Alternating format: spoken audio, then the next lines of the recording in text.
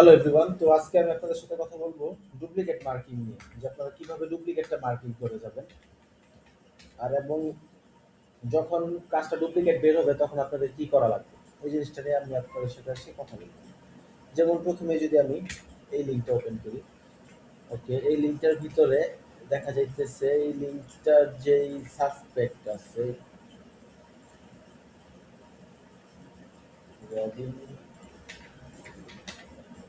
ওকে, তো এই কাজটার এই সাসপেক্টের নামটা বসানোর সাথে সাথে এখানে আচ্ছা রেফারেন্স চলে আসছে। তো রেড হয়ে গেছে, মানে এই নামটা, এই নামের কাজ অলরেডি আমাদের শিটে করা আছে। তো আমরা আর্কাইভে যাব,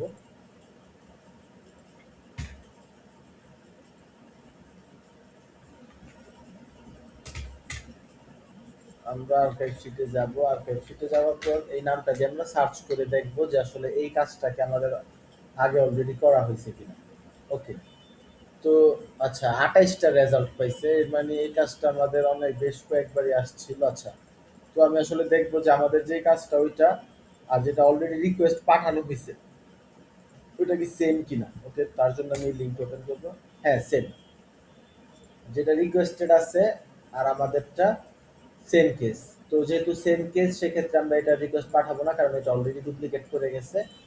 তো এখন আমি এটার যে ট্র্যাকিং নাম্বারটা আছে, এই ট্র্যাকিং নাম্বারটা আমি কপি করে বসাই দিব হলো আপনার এই যে প্রম্পট মেকারের এই ঘরে। হ্যাঁ, নোটের ঘরে আমি বসাই দিব। বসাই দিয়ে এখানে এটা না, বসাই দিয়ে এখানে অবশ্যই আমি ডুপ্লিকেট মার্ক করে দিব।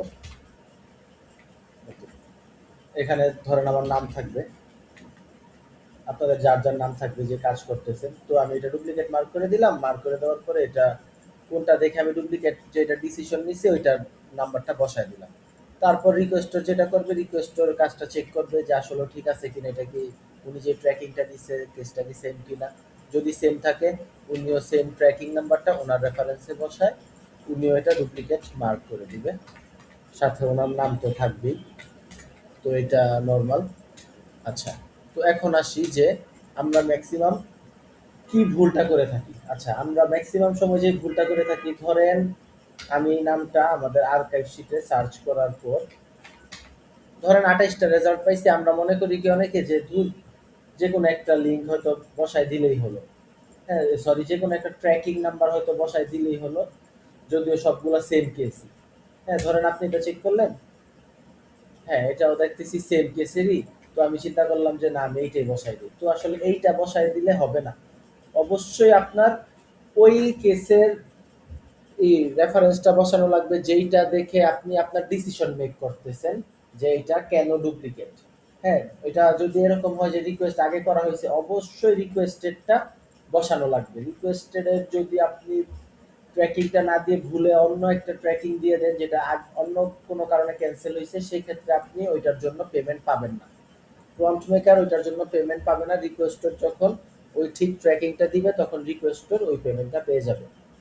তো এই জিনিসটা অবশ্যই করা জরুরি, যেটা রিকোয়েস্ট যাবে অবশ্যই ওই রিকোয়েস্টের ট্র্যাকিং নাম্বারটা বসাবেন। আচ্ছা, তারপরে যদি আরেকটা সিনারিও দেখি, আরেকটা সিনারিওতে আছে, ওকে, লুই ফোস্টার বসানোর পরে এখানে বেশ না, বেশ কয়েকটা না, একটাই লিঙ্ক চলে আসছে। ওকে, তার মানে বেড হয়ে গেছে, তার মানে এই কাজটা আমাদের এই নামের কাজ করা আছে। এখন এমন হইতে পারে নাম সেম বাট কেস সেম না, এরকম তো হইতেই পারে স্বাভাবিক। তো এটার জন্য অবশ্যই আমরা আমাদের যে আর্কাইভ শিট আছে, আর্কাইভ শিটে অথবা এমডাব্লিউএস একটা শিট আছে আমাদের, এমডাব্লিউএস শিটে সার্চ করবো। প্রথমে আর্কাইভে সার্চ করবো, আর্কাইভে না পেলে তারপর আমরা এমডাব্লিউএস এ চলে গিয়ে সার্চ করবো। ওকে, তো আমি আর্কাইভে সার্চ করছি। ওকে, দেখি কি আসে। আচ্ছা, তো আর্কাইভে সার্চ করার পরে আমি দেখতেছি এইখানে আসছে ব্যাড ডিপার্টমেন্ট। ওকে, তারপরে আপনি আপনার কেসটা দেখবেন যে এটা আসলে কি ব্যাড ডিপার্টমেন্টই কিনা। যদি এরকম হয় যে হ্যাঁ এটা আসলে ব্যাড ডিপার্টমেন্টই ছিল, সেক্ষেত্রে আপনি এটা কিন্তু আগের বারও ক্যান্সেল ছিল। হ্যাঁ, এটা আগের বারও রিকোয়েস্ট যায় নাই।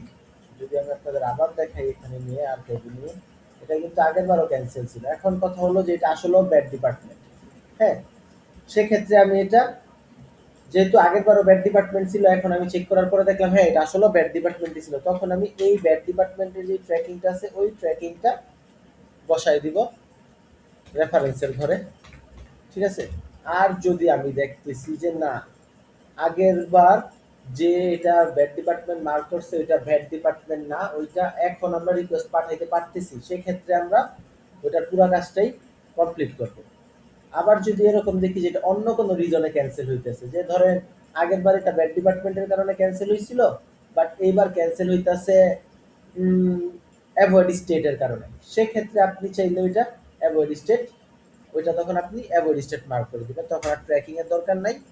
তখন আপনি এখানে যেমন আপনি প্রম্পট মেকার যখন আপনি অ্যাভয়েড স্টেট মার্ক করে দিবেন তাহলেই হবে। তারপর বাকিটা রিকোয়েস্টার চেক করবে যে আসলে এটা কি ব্যাড ডিপার্টমেন্ট নাকি এটা অ্যাভয়েড স্টেট। তো এইভাবে আমাদের এই জিনিসটা কাজ করবে। আচ্ছা, তারপরের নামটা যদি দেখি এলিজাবেথ হোমস, এইটাও আমাদের বের হয়ে গেছে, এটাও আমরা আর্কাইভে সার্চ করে দেখব যে ঠিক আছে কিনা। ওকে, অলরেডি 4টা রেজাল্ট পাওয়া গেছে। আচ্ছা, 1টা 2টা 3টা 4টা। আচ্ছা, এবার আমি যদি দেখি এটা ডুপ্লিকেটের কারণে ক্যান্সেল হয়েছে। ওকে, এইটা ক্যান্সেল হয়েছে ব্যাড ডিপার্টমেন্টের কারণে, এইটা ক্যান্সেল হয়েছে ডুপ্লিকেটের কারণে, এটা ক্যান্সেল হয়েছে ডুপ্লিকেটের কারণে। ওকে, তো এখন চারোটাই ক্যান্সেল হয়েছে। এখন আপনারা বলেন যে আমি কোন ট্র্যাকিং নাম্বারটা দেওয়া আমার ঠিক হবে, কোন ট্র্যাকিং নাম্বারটা আসলে আমি দিব। বাকি 3টা ডুপ্লিকেট মার্ক করে ক্যান্সেল করা হয়েছে আর একটা ব্যাড ডিপার্টমেন্ট মার্ক করে ক্যান্সেল করা হয়েছে। এখন এই কাজটা যে যদি আসলে ব্যাড ডিপার্টমেন্ট হয় সেক্ষেত্রে আমি এইগুলা ট্র্যাকিং দিব না, আমি অবশ্যই ট্র্যাকিং দিব যেইটা দেখে আমি আসলে ডিসিশন নিতেছি যে ইয়েস ইট ইজ রাইট। তো আমি যখন এইটা দেখব যে হ্যাঁ এই কাজটা যে ব্যাড ডিপার্টমেন্ট মার্ক করছে এটা ঠিক ছিল, তখন আমি এইটার ট্র্যাকিংটা নিব, নিয়ে এইটার ট্র্যাকিংটা বসাই দিব। ঠিক আছে, তো এইভাবে কাজটা আমরা করে যাব ডুপ্লিকেট মার্কিং এর ক্ষেত্রে। তো এরপরে আবার আপনার এটা প্রম্পট মেকারদের জন্য ছিল, তারপরে রিকোয়েস্টার যে যিনি আছেন উনি এটা আবার প্রপারভাবে চেক করবেন, চেক করার পরে উনি দেখবেন যে আসলে আপনার দেয়া ট্র্যাকিং নাম্বারটা কি ঠিক আছে কিনা। যদি আপনার দেওয়া ট্র্যাকিং নাম্বারটা ঠিক থাকে ওটার জন্য আপনি পেমেন্ট পাবেন, আর যদি আপনার দেওয়া ট্র্যাকিং নাম্বারটা ভুল থাকে তাহলে ওটার জন্য আপনি কোনো প্রকার পেমেন্ট পাবেন না। ইভেন আপনার কাজে তখন ভুল ধরা হবে, তখন আমরা আপনাকে কাজ থেকে টার্মিনেট করবো নাকি রাখবো এটা আমাদের ব্যাপার আর কি। টোটাল কথা, মোট কথা বলতে গেলে পেমেন্টের কথা যদি এক পাশে রাখি তখন আপনার এই কাজটা ভুল হবে। তো ঠিক করার জন্য অবশ্যই যেইটা দেখে আপনি ডিসিশন নিতেছেন অবশ্যই ওইটার ট্র্যাকিং দেওয়া লাগবে। যে যদি আগে রিকোয়েস্ট পাঠানো হয়ে থাকে অবশ্যই রিকোয়েস্টেড কাজের ট্র্যাকিং নাম্বার বসিয়ে ডুপ্লিকেট মার্ক করা লাগবে। উল্টা পাল্টা কোনো ট্র্যাকিং নাম্বার বসালে সেটা ভুল হিসেবে গণ্য করা হবে। আচ্ছা, আচ্ছা, আমি আরেকটা অ্যাডিশনাল জিনিস এই ভিডিওতে অ্যাড করে দিই। ওকে, দেখেন আমরা এইখানে নাম বসানোর পর রেড হয়ে একটা লিঙ্ক চলে আসছে। এই লিঙ্কটা চলে আসার মানে হলো আমাদের অলরেডি আমাদের শীটের ভিতরে এই ঘরের ভিতরে একটা সূত্র দেওয়া আছে।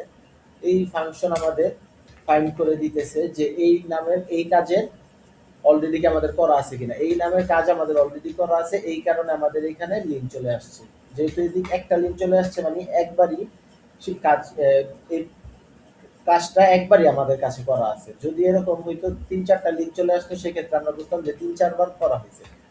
ঠিক আছে, যতবার করা হবে অতগুলা লিঙ্কই চলে আসবে। আচ্ছা, তো প্রথমটায় যদি যাই, প্রথমটায় রেফারেন্স উঠে আছে। রেফারেন্স উঠে থাকার কারণ হলো এই কাজটা খুব বেশি বার অলরেডি আমাদের শিটে আছে, যার কারণে ও যে এই ঘরগুলাতে এক্সপেন্ড হবে এতগুলা ঘরও পাইতেছে না। ঠিক আছে, এই কারণে ওর এদিক রেফারেন্স উঠে গেছে যে ও আর এক্সপেন্ড, এই যে দেখেন যে ও বলতেছে যে আমি আর এক্সপেন্ড হওয়ার জায়গা পাইতেছি না। এই কারণে তখন যদি রেফারেন্স ওঠে তখন আপনি এই নামটা নিয়ে অবশ্যই আর্কাইভে আলাদা করে সার্চ করে দেখে নেবেন যে কয়টা রেজাল্ট আছে অথবা এটার অবস্থা কি। তো এই হলো আর কি এই শীটের অবস্থা। আর ধরেন একটা নাম বসানোর পর যদি আপনি দেখতেছেন যে রেড হয়নি, সরি রেড হয়েছে বাট কোনো রেফারেন্স আসেনি, সেক্ষেত্রে আপনি ওইটা এমডব্লিউএস শীটে যে চেক করবেন। আপাতত আমাদের এমডব্লিউএস শীট খালি আছে, বাট যখন আমরা কাজ করতে থাকবো তখন আমাদের এমডব্লিউএস শীটের ভিতরে কাজ থাকবে। তো এই ছিল আজকে আপনাদের জন্য ডুপ্লিকেট মার্কিং এর যেই ব্যাপারটা ওইটা নিয়ে ভিডিও। আশা করি সবাই বুঝতে পারছেন। আসসালামু আলাইকুম।